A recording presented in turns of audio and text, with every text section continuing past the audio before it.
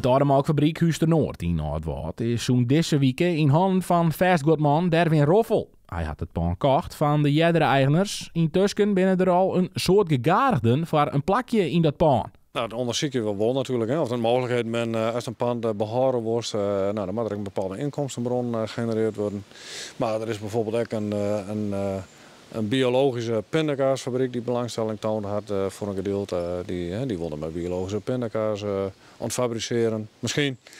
Er zijn mensen die willen auto's stallen. Nou ja, dat is natuurlijk net de bedoeling. En ik wil echt wel een beetje een duurzame ontwikkeling in gang zetten. Nou, maar zo zijn, ik zit nog heel erg open voor allerlei ideeën. Zo'n deze weekend mij men weer in het pand. De verzegeling mocht er na 5 maanden aan. Roffel had goed nieuws voor de paintballers. Ik ga met de oude eigenaren opraden dat die nog even weer opnieuw beginnen kunnen met paintballen.